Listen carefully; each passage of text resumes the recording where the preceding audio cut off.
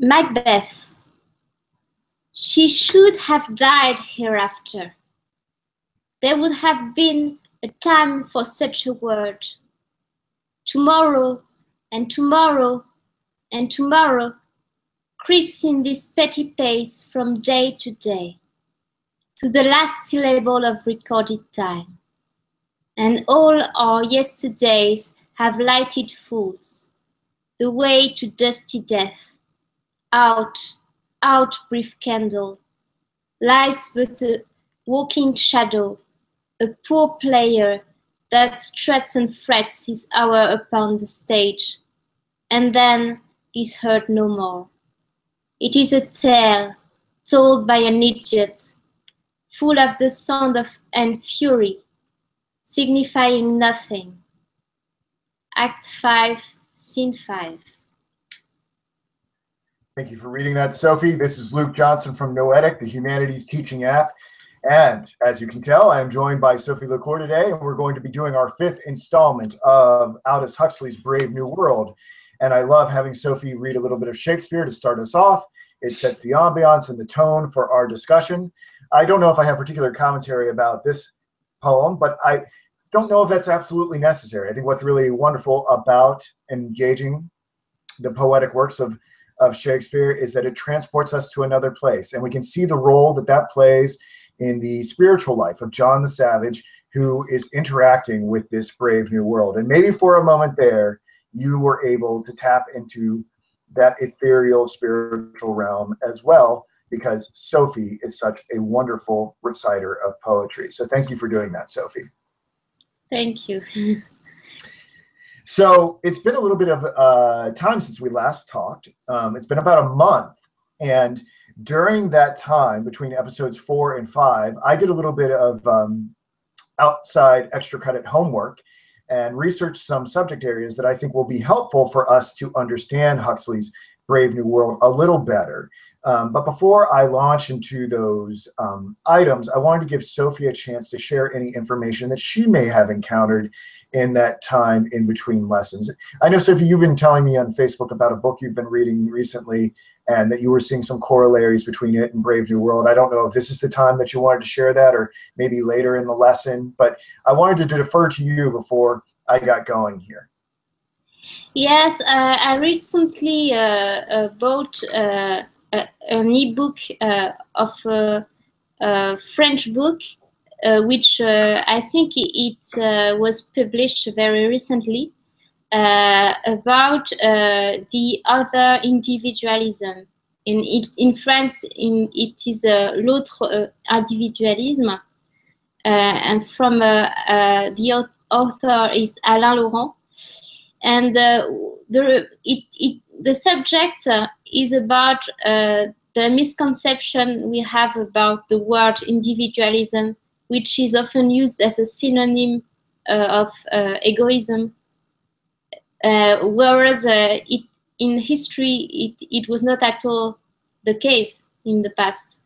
And recently it has become a synonym of egoism in the minds of majority of the population. And he is explaining the anti-individualism trend which occurred in the intellectual life of the 20th century, and he's explaining what in his mind is a good understanding of the notion of individualism. And it sounds like it would work really well with Soren Kierkegaard's conception yes. of individualism. Yes, he included some texts about authors, and he talks about Kierkegaard several times, and he included a work of him. I haven't read it yet, but he included some writings of Kierkegaard. Can you name the author and book once more? Alain Laurent. So he's French, and I don't think the book is translated into English. I think it's a very recent book. And the interesting part in relation to Brave New World is, as I told before in the previous episodes of this study of Brave New World, is that this Brave New World society is very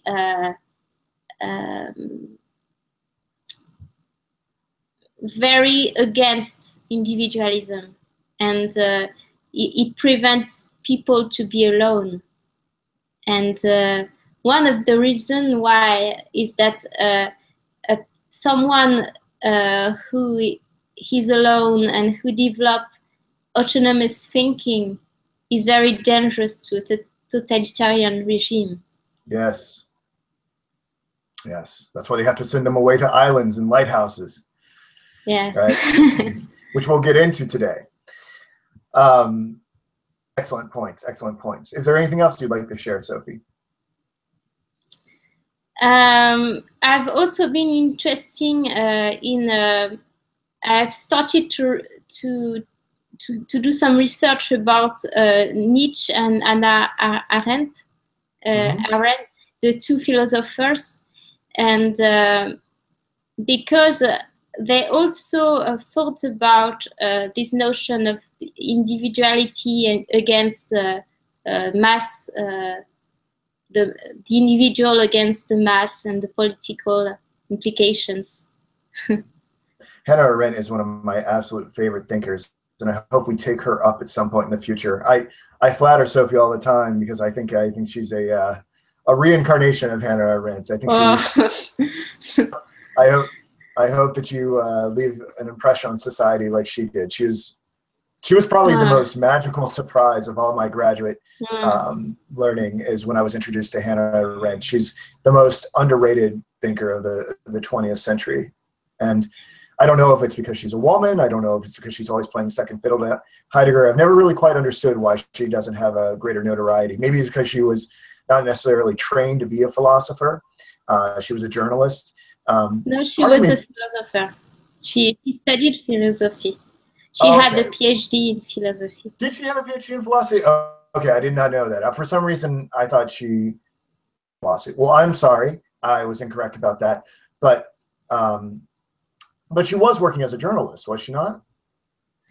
Probably. Yeah. I think she was a little bit disgusted by philosophy when she saw that some German philosophers embraced Nazi's ideas, and so she was a little bit more. She was a little bit disgusted about philosophy and was more interested in politics after this, because she saw that some philosophers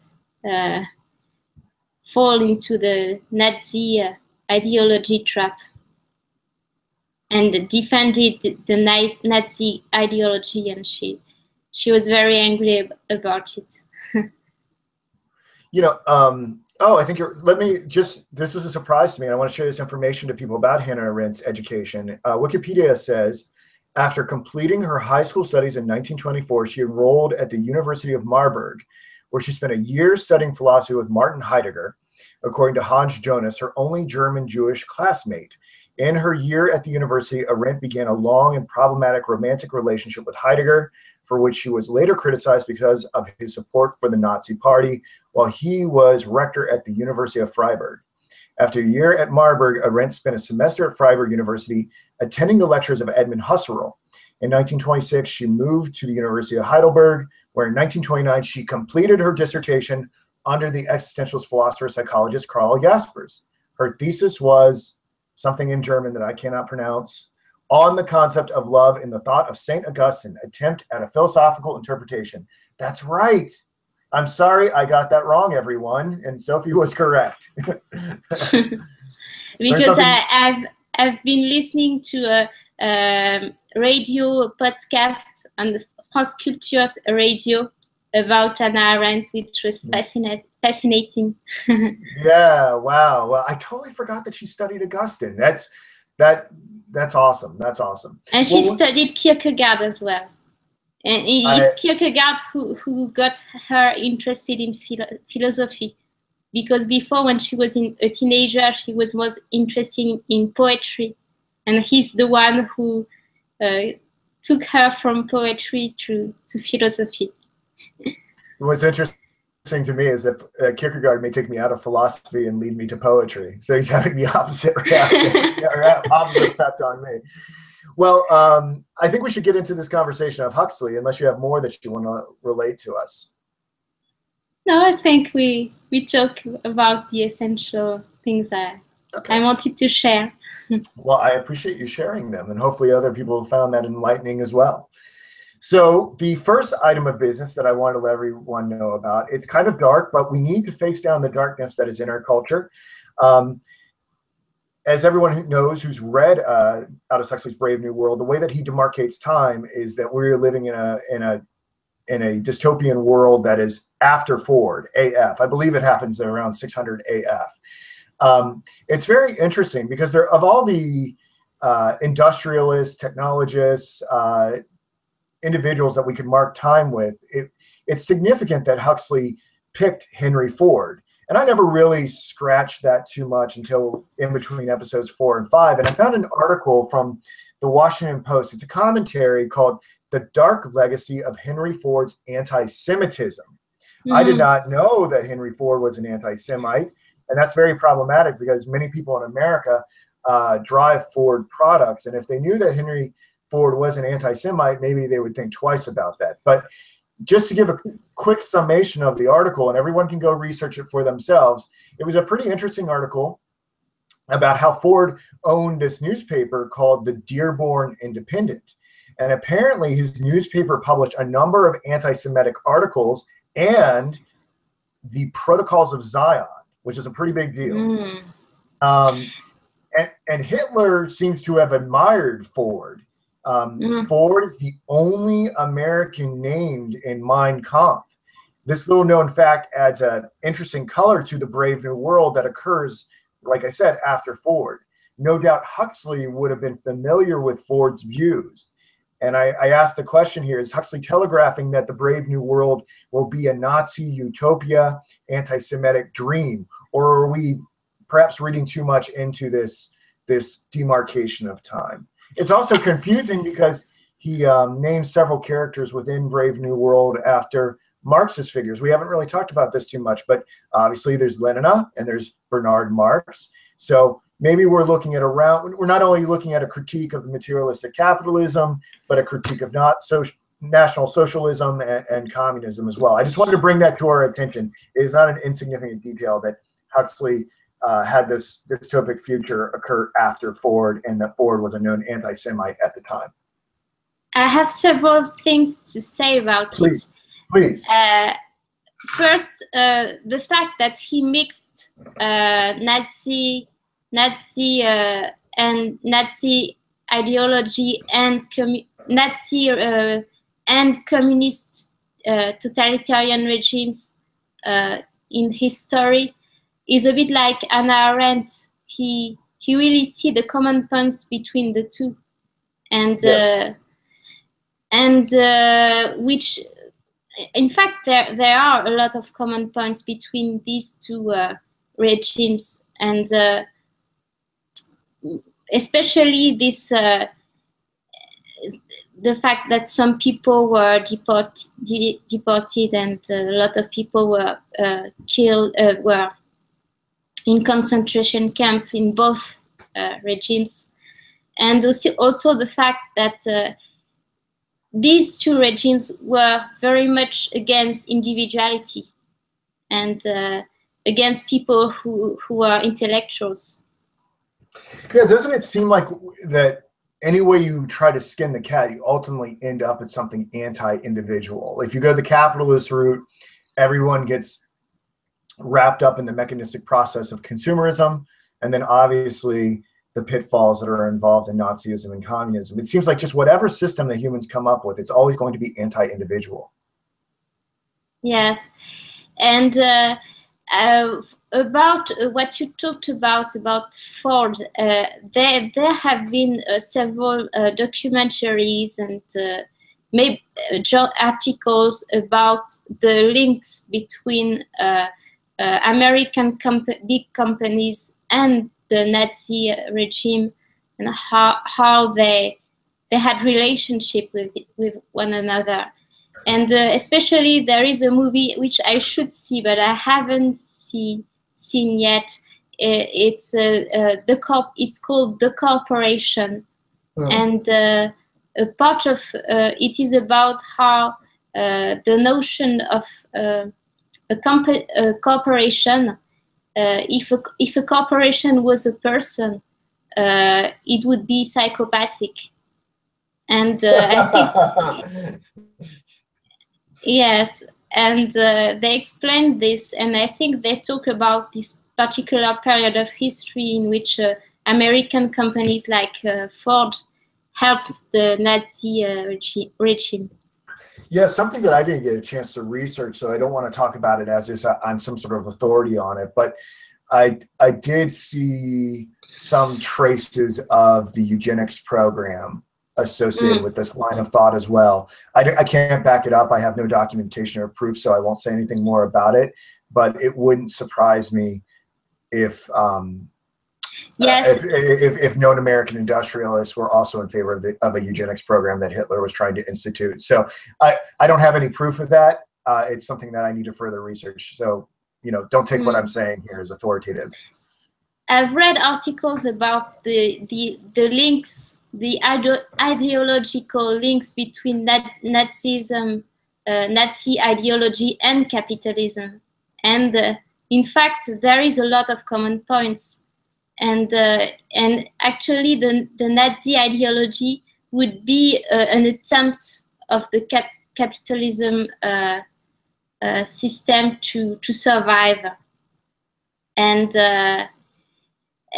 actually, in the Brave New World, they talked about Malthus, who elaborated a theory about population. That's right.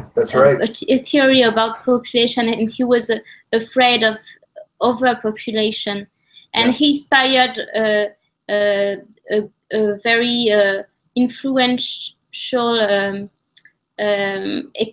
theorician of economy, Ricardo. Yeah. They were close to one another, and Ricardo was really at the origin of the main ideas that we that in capitalism today, and I think he was the one who really elaborated the free market and everything, all the ideas we have today with liberalism economy theory. Well, we'll see that Huxley himself and other works, and I'll address that here shortly, he became very preoccupied with the overpopulation thesis. And I have some criticism for that I'll share. But we probably should move on to the second order of business, which is, I found this really incredible essay that Aldous Huxley composed on his deathbed. I don't know if Sophie got a chance to read it. It's called Shakespeare and Religion. Did you get a chance to look over it? Did you? I sent it to you. I made a recording of it too, but it's okay if you didn't. It wasn't required. I read the part which you copied to. Oh no, I haven't read the essay. Well, it's very short, and everyone should take the time to do it. It's interesting. It's not something that not a lot of people know is that Aldous Huxley actually died on the same day as C.S. Lewis and JFK. What's really unfortunate. Yeah. And he was born not the same year, but the same day as Carl Jung. Oh, really? Interesting. Wow. The coincidences just keep adding up. So the world lost a lot that day, but we really, in America, I don't know. I don't think it's probably remembered the same way in France, but a lot of us, when we think about that day, I believe it was in November, we typically only think about JFK's death, and the world lost a lot that day. I mean, losing C.S. Lewis and Aldous Huxley in the same day. It's kind of a shame that we don't remember them in the same way. And you can find a copy of this essay on sirbacon.org. I'll have, when I upload my notes to the Noetic app, you'll be able to see the links. But this is a very interesting piece. Huxley talks about how Shakespeare's theology might be assembled from the utterances of his characters. And we have to ask, what are Huxley's conclusions? And he says Shakespeare's theology looks largely Protestant, but has some Catholic residue, as seen in concepts such as purgatory. Huxley thinks that something can be said for a theology having many facets, voices, and views. And Shakespeare, according to him, was not interested in creating a metaphysics that would justify God to man, which is a position I really find myself identifying with lately. He was more interested in holding up a mirror to nature and showing the dynamic quality of spiritual evolution. And one can see how this is going to feed into Huxley's justification for his own personal sort of mysticism, which I'll touch on here in a moment. But I highly recommend it. It's a short essay, and the man wrote it on his deathbed, so it's kind of the last great gasp from this towering intellectual. Is there anything you would like to say about this before I move on to the next item on our agenda? You can move on. Yeah. So something else I had the opportunity to do was to read through the up-to-date version of Brave New World Revisited from 1958. And this was an absolutely fascinating read, and you can get it on archive.org. There is also a recording of it on YouTube. And it was a great read, though I didn't necessarily agree with all of Huxley's conclusions, some of which we've talked about already in terms of population control. But I wanted to highlight some of the more pronounced views that are in the book that we don't necessarily see in Brave New World itself. And we could do a whole discussion on Brave New World Revisited, but I had, I think, 4 or 5 points that I thought were absolutely essential to relate to our listeners. The first, Huxley discusses whether or not he or Orwell predicted the future better. So it was kind of interesting to hear him identify his competition. And he seems to indicate that it depends on the decade one is in. He thought, you know, in the 40s, it looked a little bit more like Orwell had gotten it right. But at the time of him writing this, which was 1958, he felt pretty comfortable that his own prediction was the truer one. But that gets me to the second point. Huxley did not intend for his prediction to come true so quickly. And I thought this was a really profound point. It was a fanciful idea to consider since it was to him at the time so far off into the future.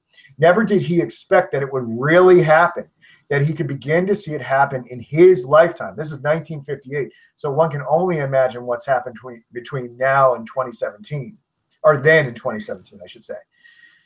One can contemplate with some delight far-off dystopian futures, but when they come hurtling at you, it can be quite terrifying. That's probably why so many of us have taken an interest in Brave New World now. I remember thinking that dystopian novels seemed kind of juvenile. My perspective has definitely shifted on that, so I understand Huxley's sense of dread. And I thought this was an excellent point. You know, I don't know if you had the same experience, Sophie, but it's always fun to contemplate far-off sci-fi futures. Like I just saw the new Blade Runner movie, and it was absolutely mesmerizing. But if that thing started happening in real life, I don't think I would have enjoyed it as a movie so much. I would have started to look at it as a documentary. So I thought this was a really profound point that Huxley was talking about. He got a great deal of joy writing Brave New World, but then when he started to see it come true, it just totally, he started to become freaked out by his own writing. What do you think about that? Yes, I've always been interested, although I didn't read that much when I was younger, but I've always been interested in dystopian and utopia as well, because I really like to imagine how things could be, and to speculate about what the future would look like. And I've always been interested in these stories. But I think Brave New World is very is very logical, and if you take into account psychology, and I wonder if Aldous Huxley read the Discourse on Voluntary Servitude by Etienne de la Boétie, which is an essay which explain how tyranny happens, and the notion that I've already talked about it in the previous episodes, but the very important notion is that the power of the tyrant comes from the submissiveness of his subjects, of the people of his group or country. And if people decided not to serve the tyrant anymore, he would lose all his power. Yes. And and it was in the 16th, written in the 16th century. So maybe Aldous Huxley had the same, came to the same conclusion, or maybe he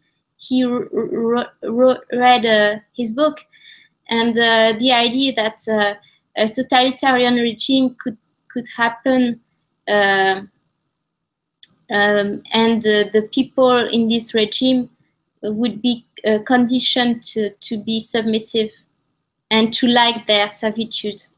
I wouldn't be surprised if Huxley read it. I mean, he was such a man of wide learning. I think it's impossible for him to ignore such a text. You'll have to send that. You'll have to send that to me as well. I would like to read that. I'm sure you have before. It just gets lost in the stack sometimes.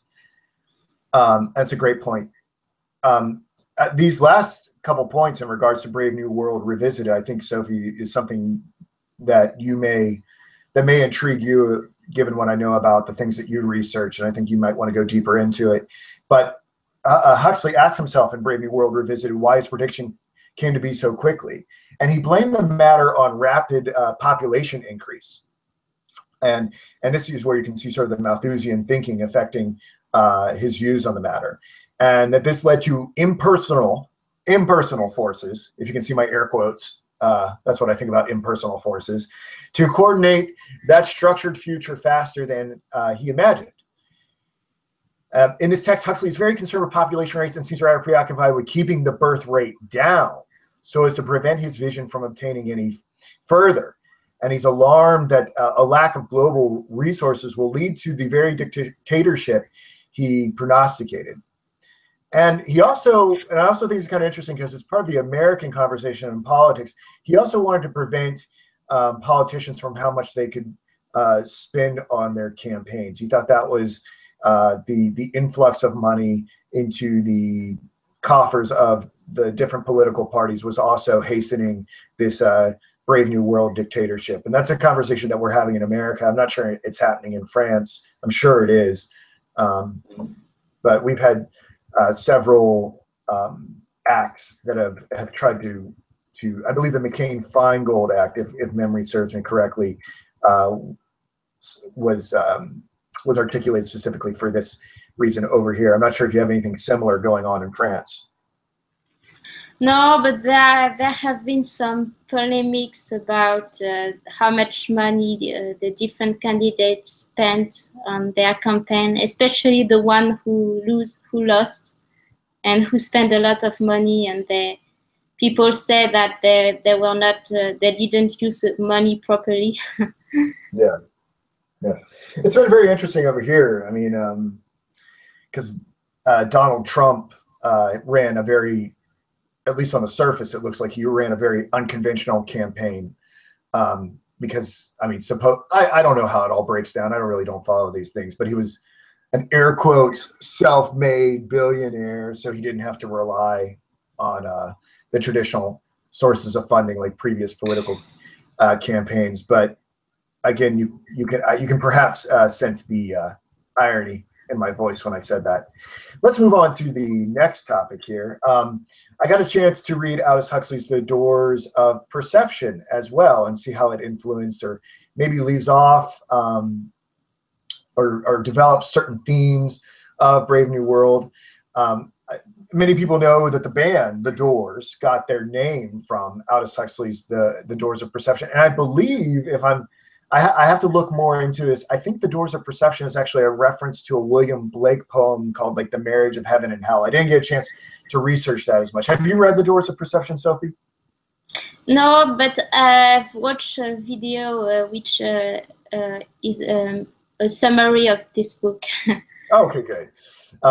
And do you, if you maybe if you have a moment to pull up that video, you can share it with people and let them know where they can find that. But just to give you my take on it, it's a philosophical essay where Huxley explores the spiritual and psychological effects of mescaline.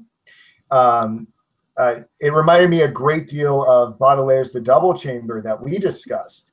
Also, Yes, one can see the effect it had on Timothy Leary. I don't know if people in France know who Timothy Leary is. He's kind of this drug guru that we had in the 60s and 70s here that influenced a lot of intellectuals. And Huxley describes the timeless dream that mescaline is and advocates this idea that one can feel their own interconnectedness with everything else while on mescaline. The biggest downside being the laziness that it brings on. And Huxley thinks it would make us a great deal more peaceable and is better than the drugs we already have within society, i.e. alcohol and cigarettes. And in conclusion, he thought we needed to open up these doors of perception. Now, I didn't necessarily agree with these conclusions, but we'll talk about that at the end. If you want to get a greater sense of Huxley's mescaline-fueled mysticism, there's a great article from Brain Pickings. It's a blog and an online magazine that I believe Sophie and I both enjoy, put together by Maria Popova. It's called Aldous Huxley on Drugs, Democracy, and Religion. You can check that out. And for even further reading, there are essays that were bound into a book called Moksha, Aldous Huxley's classic writings on psychedelics and the visionary. And I've got a link for that to Amazon. Is there anything else you'd like to say about these issues, Sophie, before we move on to the next issue? I've also watched a video from a psychologist who talked, I think he's very famous, Jordan Peterson. Oh, okay, yeah. He talked about an experiment which was made with people who were in terminal illness, and they gave a very powerful drug to them, and they had a mystical experience, which and they made a very serious experiment, and some of the people had a placebo and the other had the real drug, and they noticed that the one who took the drug were very much more positive and less depressed than the other one. And he said that we cannot know if the mystical experience is real, but what we can see is the effect it had on their mood and their mental state. Yeah. Yeah, there are a lot of young people in America who are turning to drugs for mystical experiences. I have to say that should be exercised with great caution. We have a bit of an epidemic in this country, and let's just say that unearned spiritual knowledge can open oneself up to not everything that's spiritual is kind.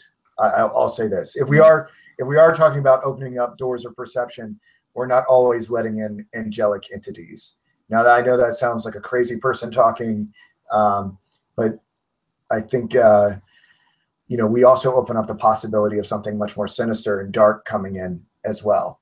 So I have my own conclusions on that, and it kind of leads into my next point that offers somewhat of a buffer against this mescaline mysticism. And by the way, I'm glad you brought up Jordan Peterson. He seems to be gaining sort of an iconic cult status amongst younger people who are kind of rejecting traditional academia in America.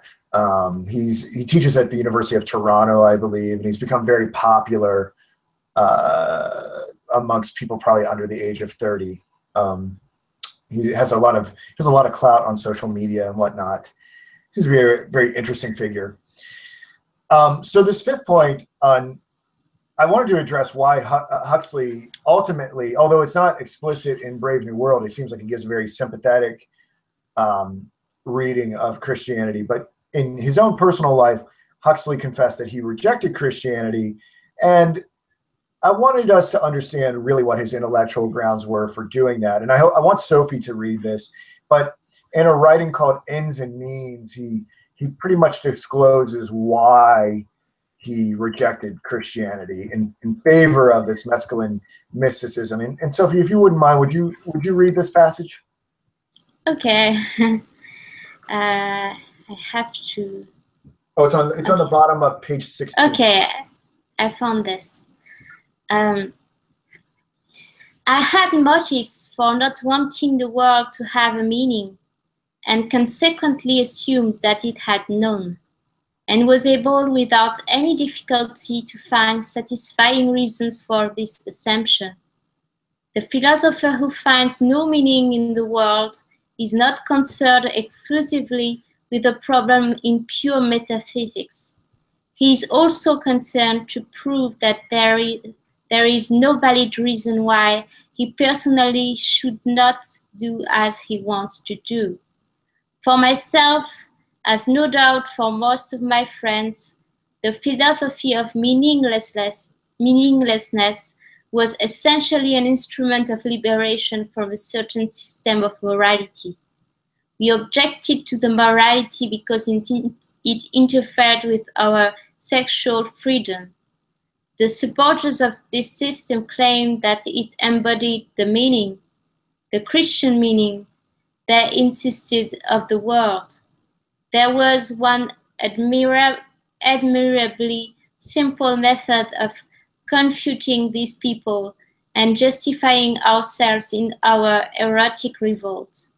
We would deny that the world had any meaning whatever. So the reason why, and Sophie, that was very beautifully read. I always think everything sounds better when you read it. The reason why I wanted to share this, Aldous Huxley is someone that many individuals elevate as some sort of prophetic, godlike figure. And what I want to do here is I want to make sure that we properly see all these individuals in their context, okay? Like, these are people. These are flawed people. And sometimes they come to certain intellectual conclusions, not because of where the evidence leads them, but because they have motives. And before we go elevating Huxley as this mescaline priest that we all need to follow, we need to understand things like this passage right here where he discloses the truth of the matter. So just use your discernment in everything that I say, everything that Sophie says, everything that Aldous Huxley says. We're all people. We all have motives. We all make mistakes. So I just wanted to offer that so we don't enter into this process where we deify Aldous Huxley. It's very easy to do that since he got so much right about the Brave New World. Is there anything you'd like to say before moving on to the next point, Sophie? Yes, it seems to be a very nihilistic vision of existence. Yes, right. Yeah. It's a shame because his viewpoint is one that I think is shared by many, many brilliant people. And when you look at it, it's quite stupid. It's quite selfish to deny all of metaphysics simply because you want erotic liberation. At least I'll give Huxley credit. At least he's being intellectually honest. Yes. He's not denying meaning on metaphysical grounds. He's denying it because he wants sex and he wants drugs. Yes.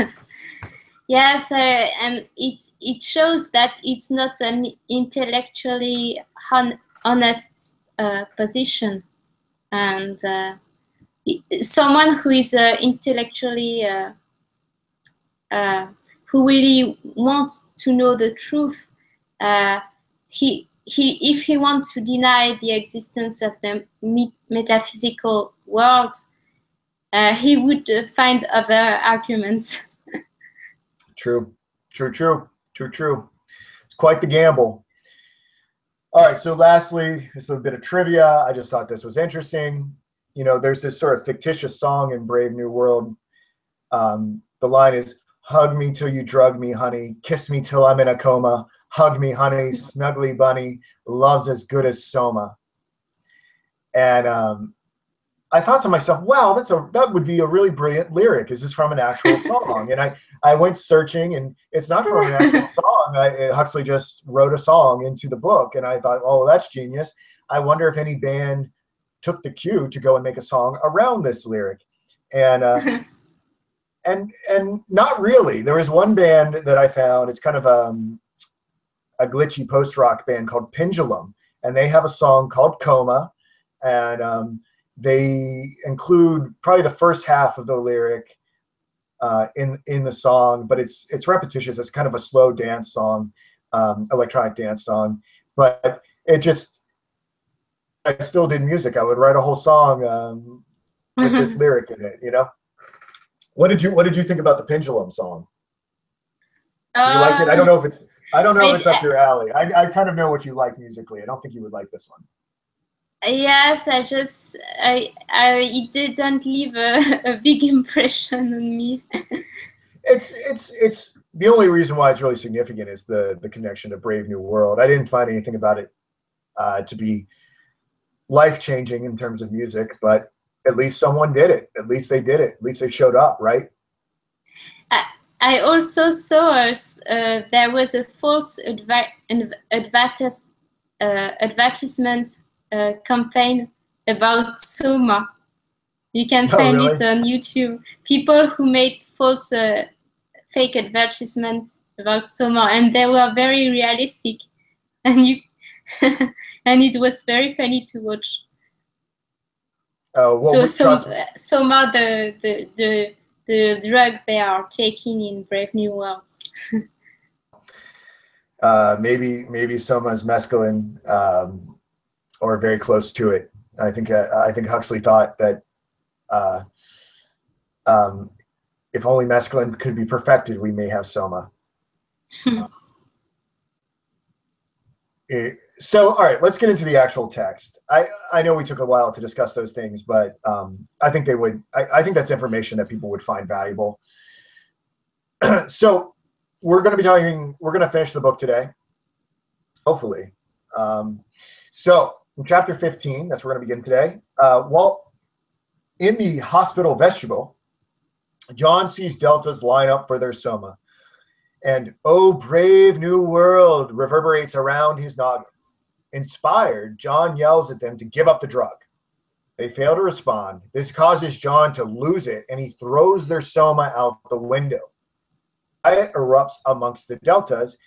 Bernard and Helmholtz attempt to rescue John from the riot, but end up being dragged into it as well. They are arrested once the police arrive. So John is seeing through the illusion of the Brave New World and is understanding how messed up it is. It leads to social instability, and it takes some Soma vapors and anti-revolutionary words to calm the crowd. That John resorts to violence when anyone doesn't understand his vocabulary or values, making it hard to see John as an idealistic, heroic revolutionary when he resorts to violence. Remember that he gets the violence from his upbringing and the Shakespeare all mixed up. So the question is, I wanted to ask Sophie, is John someone to be admired? Does the resort to violence automatically disqualify him from moral admiration? I mean, something that I was thinking about is, it was Jesus Christ himself who drove the money changers from the temple after all. I mean, he used a whip, and John uses a whip later on. How do we feel about John's actions? What do you think about this, Sophie? Did he really hit someone? I can't remember. I don't know if in this scene, in the inn where he's in the lighthouse, he breaks out the whip. And it whips everybody up into a frenzy, and they have an orgy-porgy. I don't know. I can't recall if he uses the whip in this scenario. If memory serves me correctly, I don't think he does, but don't quote me on that. But later on, he will use the whip. Yes. So in what this passage made me think about is how isolated revolutionary people act, and the reaction to their acts. And so it would be interesting to link this with the book, the Rebel, L'Homme Révolté of Albert Camus, and so he's really he has hit a point in which he cannot stand this society anymore, and he drives him crazy, and he wants to save the other people which he realizes are enslaved. But the other people want to remain slaves because of the comfort of being a slave. Yeah, they're addicted to the psychological effects of soma. They don't want to have to encounter any sort of frustration in life. Yes, and I think it's a bit the same in society today. We are enslaved by a consumption society, but it's very hard to drop out from the system and to live without this consumption society. Do you ever have the urge outside of it? Do you ever have the urge to take something from people and just throw it away? Like, I think about those scenes. Have you seen E.T.? Like, in E.T., Elliot has to dissect a frog. He can't imagine dissecting the living creature, so he has a freak out and he lets all the frogs loose. Did you ever see that movie? Or did you ever see One Flew Over the Cuckoo's Nest, where R.P. McMurphy wants to liberate everyone from the insane asylum, and he tries to lift this massive this piece of furniture and break out of their prison, but he's not strong enough to do it. Have you ever had the desire to do that? Just go around and take everyone's cell phone and throw it away or something? Maybe not in acting, but more. Sometimes I really want to say things publicly. I don't know, in front of a journalist, just for provocation purpose, in order to make people think. If I were to give you a bullhorn and promise you that the crowds wouldn't come after you with torches and pitchforks, what would you say? I cannot really understand the scene. Oh, maybe that's best saved for private. I don't want to put you on the spot, but if you could say to a journalist without any sort of persecution, what would you say? Some people are going to watch this video, but well, okay, no, you don't have to say it. I think I would do a discourse, okay. a discourse about the widespread misconceptions of people and how they don't want to contradict these misconceptions, because it would make them feel uncomfortable, because it would lead them into a state of uncertainty, and people prefer to be in their false illusions than to see that the world, there is so many things which are not normal, and that there is much suffering in the world, and that we are partly responsible for this, and especially sometimes towards people who are different from the norm. They tend to be bullied by other people, and people who bullied people who other children who are different from the norm, they are very proud of being part of the norm, and they don't want to hear that being normal is not necessarily better than being not in the majority of the population.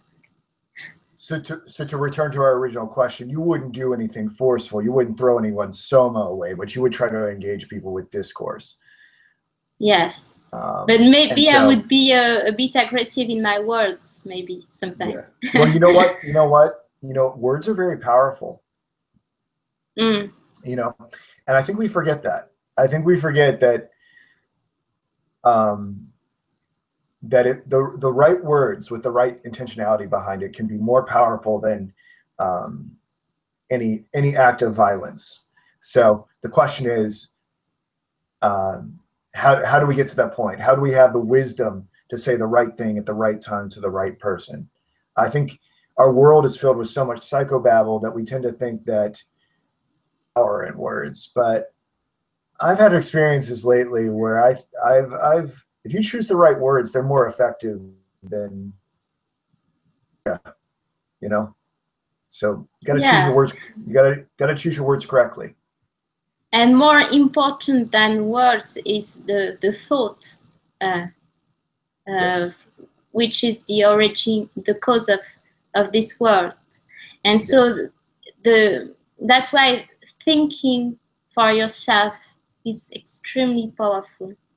Yes. And that's why these totalitarian regimes want to condition people, because thinking is the enemy of tyranny. Yes, precisely. All right. May I move on to chapter 16? Yes. Okay. I do have a passage that I would like to read in chapter 16. It was my favorite passage in the whole book. So I'm going to say a little something about it, and then I'm going to read it. And Sophie and I had pretty extensive conversation before we did this today. We should probably just record those. Or I don't know, maybe we shouldn't, but we always have interesting conversations, whether we're on camera or off. But in chapter 16, John, Bernard, and Helmholtz are all judged by world controller Mustafa Mond. There's an epic discussion of social control, after which Mond exiles Bernard and Helmholtz to the Falkland Islands for their role in the riots. Bernard panics, but Helmholtz digs the idea of being away from the conformity of society. So I'm going to read this passage now. And Mond, and here it goes. That's another reason why we're so, here we go. I'm going to start again. That's another reason why we're so wary of applying new inventions. Every discovery in pure science is potentially subversive. Even science must sometimes be treated as a possible enemy. Yes, even science. Science, the savage frowned. But what it exactly signified, he could not say. Shakespeare and the Old Man of the Pueblo had never mentioned science, and from Linda, he had only gathered the vaguest hints. Science was something you made helicopters with, something that caused you to laugh at the corn dances, something that prevented you from being wrinkled and losing your teeth. He made a desperate effort to take the controller's meaning. Yes, Mustafa Mond was saying, that's another item in the cost of stability. It isn't only art that's incompatible with happiness, it's also science. Science is dangerous. We have to keep it most carefully chained and muzzled. What? Said Helmholtz in astonishment. But we're always saying that science is everything. It's a hypnopedic platitude. 3 times a week between 13 and 17, put in Bernard. And all the science propaganda we do at the college? Yes, but what sort of science? Asked Mustafa Mond sarcastically. You've had no scientific training, so you can't judge. I was a pretty good physicist in my time. Too good. Good enough to realize that all our science is just a cookery book with an orthodox theory of cooking that nobody's allowed to question, and a list of recipes that mustn't be added to except by special permission from the head cook. I'm the head cook now, but I was an inquisitive young scullion once. I started doing a bit of cooking on my own. unorthodox cooking, illicit cooking, a bit of real science, in fact. What happened? Asked Helmholtz Watson. The controller sighed. Very nearly what's going to happen to you young men. I was on the point of being sent to an island. Oh boy, did I love this passage, Sophie. Yes. I was trying to tell Sophie earlier that I knew some science and I wanted to tell her one day. But it's not the day today. And I told him that, I told Luke that there is a physicist in France. His name is Philippe Guillemot. And he also worked in artificial intelligence. So he's both a physicist and a computer scientist. And he wrote several books in order to explain a more metaphysical theory and to reveal that a lot of the widespread conceptions we have about the nature of reality are in fact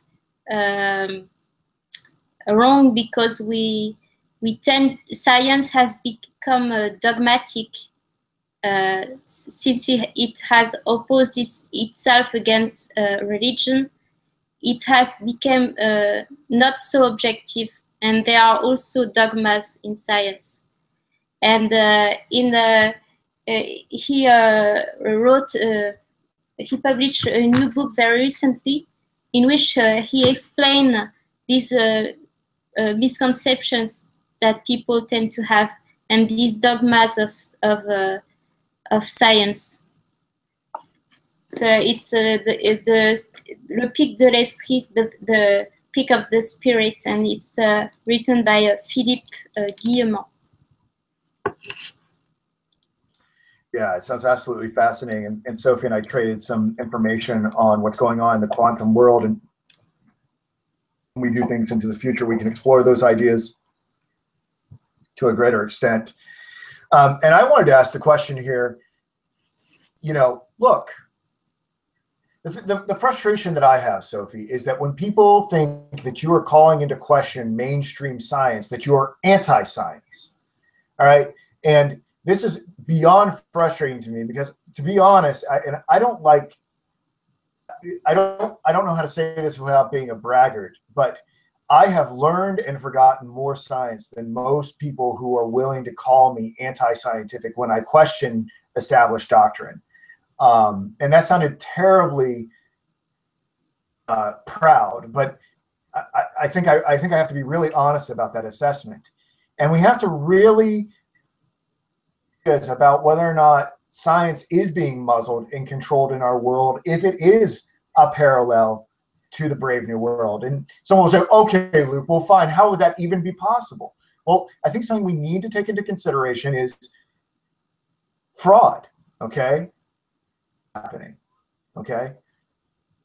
Assumptions be made. Could there be the suppression of evidence? Could there be the suppression of anomalies that would upset established paradigms? Pressure put on certain scientists who are looking into these things, and therefore they are silenced. Unverifiable explanations. Could there be equipment that is so delicate and so expensive that it's not up to the public to verify in some sort of publicly demonstrable way? And finally, could there be great financial interest in maintaining the status quo at the universities, industries? So I know we want to live in this world where everyone does the right thing and everyone's totally honest and noble. But I think we have to be realists here that some of these corrupting factors can enter into scientific discourse, and we have to use a great deal of discernment to determine whether or not that's happening. Now, that may make me sound like a conspiracy theorist. I'll suffer it. I will suffer that label. But I think, informed citizens, we need to investigate whether or not that is possible. Now, Sophie I'll shut up and allow Sophie to respond to that. I think there are two factors which we can list as being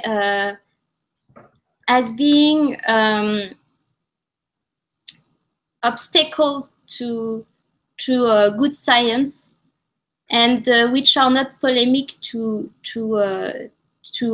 say, because these two factors are the economic factor and the social pressure factor.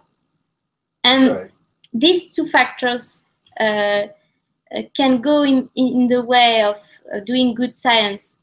Economic pressure, so Philip Guillemot, he said that, I like the way he said it, he said that science has become techno-science.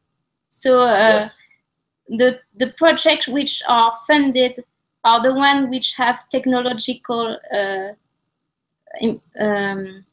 outcomes, and so it's good for the economy, for the IT industry, or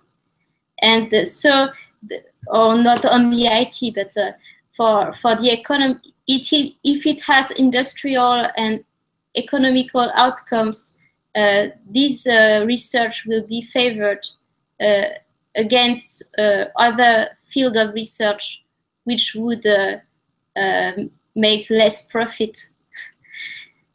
And so that's the first factor, I think, which is in the way of doing good science. And the second one is the social pressure. If someone if a physicist or a scientist in any field discover something which is very new, a very new idea, which contradict other idea from the past, and which will probably have a big impact in the way we see the world. There have been many examples like this in history, and these people have been persecuted. Yep. And some scientists may be afraid of divulging what they have discovered, because they would be afraid, at least, of being ridiculed. Yeah. Or they could lose their job. Yeah, so they could lose their job. Yeah, I mean, if you have an entire economy, if you have thousands of jobs that are predicated on the scientific status quo being maintained, discovery really that important for humanity, factors start to outweigh the innovation, right? And I think that's something we really have to be concerned about. Mm-hmm. So yes, we have to be concerned on how the influence, the influence of the economy on society and on knowledge and on science.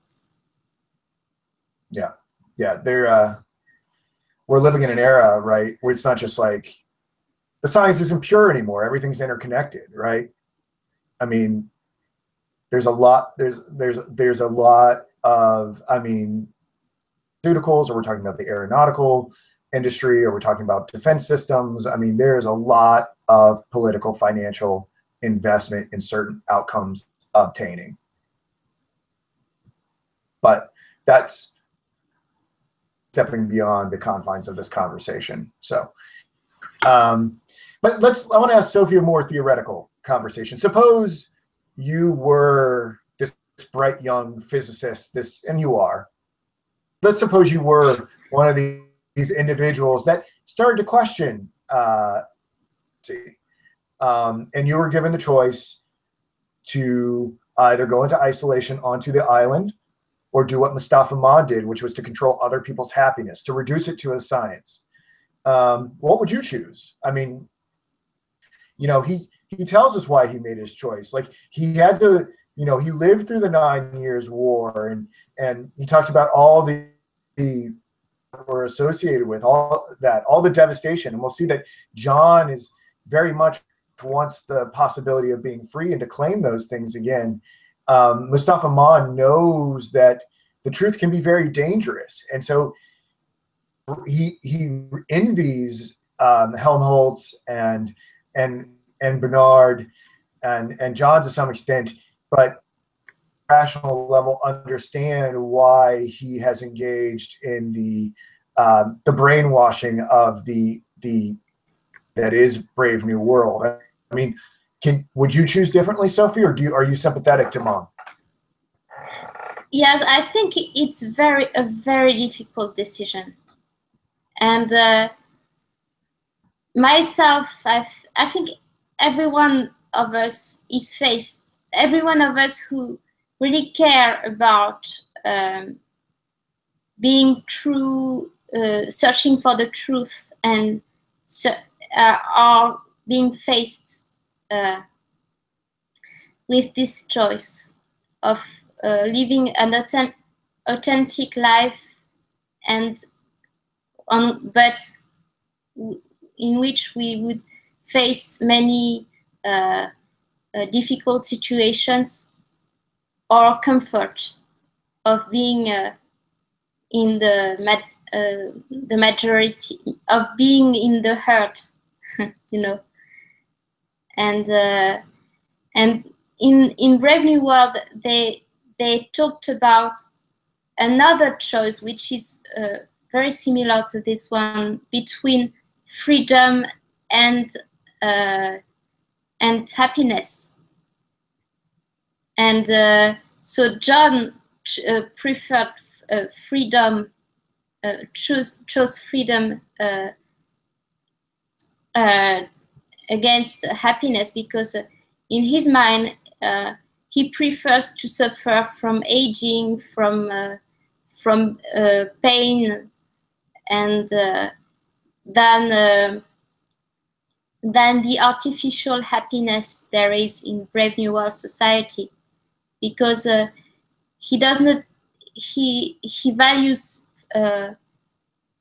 freedom because maybe freedom really makes him feel alive, whereas artificial happiness is making us losing our individuality.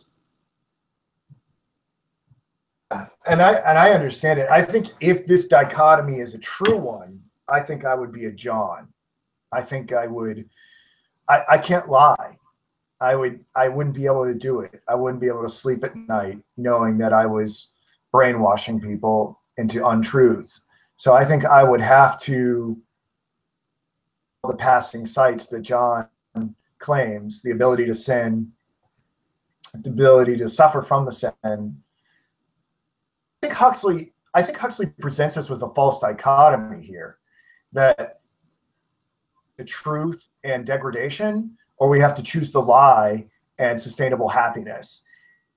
And the truth will set you free. You know, Mann justifies a lot of his actions like, oh, well, if you had seen the 9 Years' War, then you would understand why things have to be controlled in this way. I'm not sure the truth has ever really been out there. I'm not sure we would ever have a 9 Years' War. I'm not sure we would have any wars if the truth was actually out there. I don't believe in this choice. I think the truth would lead to happiness. I think the context of this dichotomy is not the one which we are talking about. I think it's an individual choice between the easy way, which is large, and everyone take this easy path. Most people take the easy path in life, and the authentic path, which is the road not taken in the poem, and which is it is harder to follow the authentic path in life. Right, right. It's also in the Bible, Matthew 7:13 through 14. Yes. Enter by the narrow gate, for the gate is wide and the way is easy that leads to destruction, and those who enter by it are many. For the gate is narrow and the way is hard that leads to life, and those who find it are few. Yes, it really makes me think about this, and I think it's the same kind of dichotomy which is described in this chapter of Brave New World. Well, you and know what the truth has, sometimes it's more comfortable to be to live in illusion than to. I think there is a cost to lucidity, to awareness. That the more you are aware, and the more and it makes you suffer, because you are aware of all the evil and the suffering in the world, and also of your freedom. And and Kierkegaard explained all the psychological phenomena of freedom, and he said anxiety is the dizziness of freedom, and freedom and awareness. He also talks about being conscious of our despair in the sickness unto death, and both awareness and freedom are potentially giving us very negative emotions, and we have to be strong if we want to choose this tiny, difficult path. Yeah. You know, there was one other interesting thing from this chapter that I think we should mention, is that in the conversation with Mond, and I meant to correct myself that the conversation was with all three, not just John, but John does ask Mond at some point, why not just create, rather than brain damaging everyone and creating this stratified pyramid scheme, why not just make everyone alphas? And then Mustafa Mond references the Cyprus experiment, where I guess I think it was Ireland, where they turned everybody into an alpha, and then a civil war erupted. You know, I don't know. If the truth about reality was revealed to everyone and everybody was put on the same page, would it ultimately lead to infighting? I'm not sure. Something to think about when I'm considering this dichotomy about the truth setting everyone free. I think he's trying to justify the notion of class-based society and inequalities between people, and he's trying to justify that we need, like you know, in ancient Greece, the slavery was not the goal of slavery was not the same as during after the American discovery from European conquerors. It was not the same, the modern slavery and the ancient Greece slavery, because in ancient Greece, the reason why they were slaves is because Athens Greek citizens did not want to work. They hate the fact of working. They preferred having intellectual or sports activities, and they found it degraded to have to work. So the reason there were slaves, it because the manual work, the work had to be done so people could eat and the society could function. Yeah. And I think it's a problem which is present today. And some people are optimistic about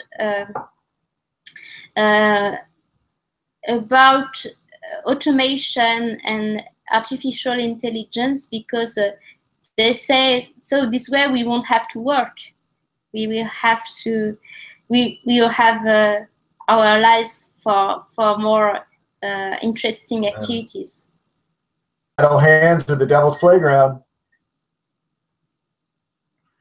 You know, what will people get themselves into? I remember, I think in the book they talk about shifting the hours around so people didn't have to work so hard. But I mean, it seems like people just got into all they did were they were just in soma comas the entire time. But I don't think everyone would be this way. I think some people would make a good use of their time. Oh yeah, yeah. But I mean, the majority of people, I don't know. I don't know what the majority. Are you sure of this? Oh no, I'm not sure. I'm contemplating. I'm not sure what the majority would do. I don't know. It's something interesting to think about. I'm sure of nothing. You know, there is some talk. You know, Mark Zuckerberg, the Facebook guy, he's got this some sort of unbounded belief in automation and artificial intelligence and universal income. I'm not sure it will bring out the best in humanity. I'm just not sure. I think it needs more investigation. You know, Hannah Arendt wrote about this subject in her book. Yes, the condition of the, I don't know how it is translated into English, but in France, it's about the condition of the modern man. And she talks about, in her mind, work could also be used as the mean of establishing a tyrannic regime. Yeah. I have to think about it more. But we should probably. We're about at the hour 15-minute mark, and I gotta eat some lunch. So let's see if we can wrap up these final two chapters and tie a bow on our whole conversation. In chapter 17, we talked a little bit about this, but Maud and John discussed the absence of God in the Brave New World, and John identifies how the abolition of frustrations in the Brave New World makes it more difficult to find God, and I find that to be so true. It's as if we need obstacles in order to reach a higher spiritual truth. Maud claims that John foolishly desires the right to be unhappy. We've talked about this already, leading John to a concession at the point, and John must accept the horrors of sickness, poverty, and fear. In this discussion, Maud and John concentrate on the differences between the dystopia and the reservation. Religion. Maud knows about God and religion from the forbidden books, the Bible, The Imitation of Christ, Cardinal Newman, and William James. And B, John knows about religion from rituals and purifying himself back on Malpai. Maud's argument against God is that religion is totally unnecessary in the society he has created. People only turn to the spiritual world when they experience frustration or deterioration. Essentially gratified and free from decay, what need of God is there? And I thought that was a really point. John sees things quite differently. To be constantly stimulated and pleasured is degrading. One needs to practice self-denial and suffering in order to arrive at the good. Comfort is a barrier to spiritual growth. Maud points out that the values of Christianity, those being kindness, patience, long-suffering, are reasonable and are socially valuable. Soma, blessed Soma, can do all that without all the painful self-denial. Have two equally incompatible worldviews, which present us with a choice that Sophie referenced earlier. Framed as a choice between freedom and comfort, misery and disease, and John claims them all. So again, I ask, is John heroic, or are both John and Maud trapped in false narratives? Is there a higher synthesis possible? Can we think outside these frames of reference, and what would it look like? And I'll just say this, Huxley's answers to this seem to be the mystical opiates or whatever, but I don't really find a lot of blessed hope in these sort of purification rituals that John undergoes, and I think really it seems like the synthesis that we may have beyond this, where we can accept the freedom and everything that to wish for a blessed reunification in that beatific vision, the Christian gate, the Christian narrow gate. But that's That's my view. What Sophie's view is. I have several things to say about it. Please. And the first one is that I read that Aldous Huxley wrote another book, which is another science fiction story. It's Utopia, but this one is more positive, and it's The Island. Oh, it's called The Island. I'll have to check that out. That's fascinating. And I haven't read it, but I've read that he wanted to correct a bit the end of Brave New World, because he wanted to give a positive solution to this dilemma, and he wanted to show that there could be a society in which individual development is promoted. And so glad you brought that up. And the other thing I wanted to talk about is I personally think that there is a need to go through some suffering in order to become ourselves. Yes. And so I think there is truth to this, and I think we cannot escape from this if we want to develop as our personality. If we want to develop, we have to face. I think there is a necessity to be able to go to some difficult emotional experience in order to become ourselves. Yeah, it raises some very interesting questions about what it means to be a person. I mentioned earlier that I saw the new Blade Runner movie, and Sophie, if it's in French, you should go see it, or if they have subtitles, you should go see it, because it addresses this issue. They have, I believe it occurs in the year 2049. Highly advanced replicant androids that touch. I mean, they're practically indistinguishable from humans, but they are made. They are not born. They use everything that we have in terms of bioengineering to give the appearance of human. But they don't experience any of these frustrations, so they don't really consider themselves to be people, and therefore allow themselves to be subjugated in that movie to humans. And I don't want to give any spoilers away or anything like that, but an anomaly occurs that starts to plant the seed that maybe means. But in relating it to Brave New World, I mean, I think it raises the very fundamental question: are people like Lenina and other people that are part of the Brave New World system that are cooked up in these labs, are they people? Are they real people? Yes, I think there is. I can't remember the name, but there is someone who used the word robopath, and in which he described the majority of the population of people who are not very much self-aware, and he compares them with robots. It's these kind of things are very difficult to hear, and it's a bit provocative, these ideas, and but the idea is that most people are very much influenced by either by instinct, their primitive instinct, and by the social environments, and do not have very much independence from these two factors.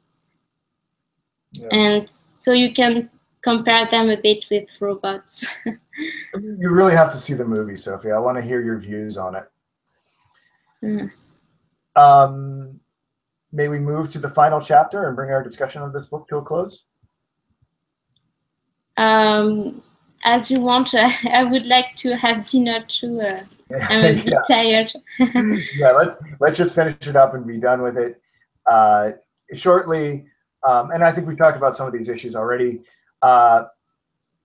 Down from his panic about being sent to the islands or to the Falklands with Helmholtz. John too plans a retreat from society. We've talked about this. He goes to a lighthouse outside of London, and there he purges himself of eating of salvation or civilization. I should say, not salvation, civilization, which is reminiscent of eating of the apple in the Garden of Eden. He fasts, he whips himself, he vomits in order to get rid of the guilt for Linda's death and the sexual contact with Linda. On cue, the reporters and crowds invade his privacy. When a lovesick Linda approaches him, John attacks with a whip, breaks out, and then an orgy. Yay! You know, whenever they're presented with violence and all this other stuff, they break out into orgies.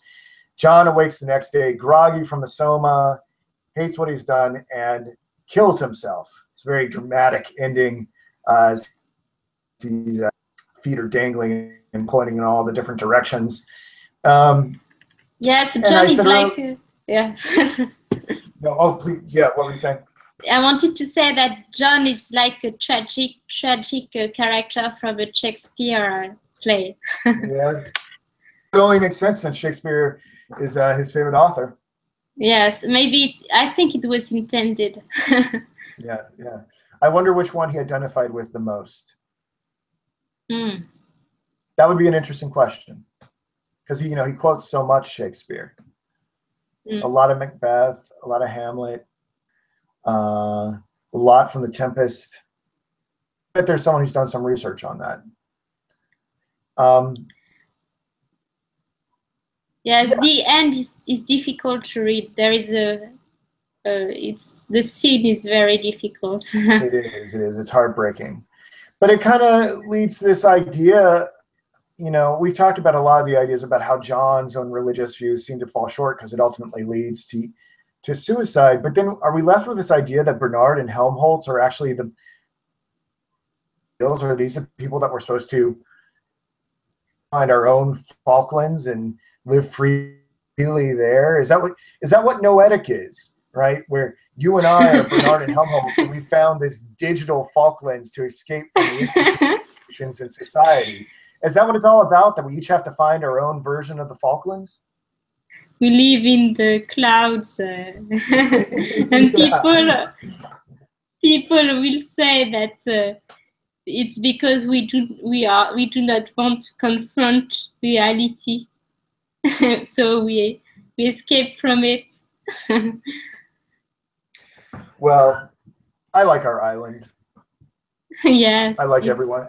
And I hope more join us. It's a very popular island.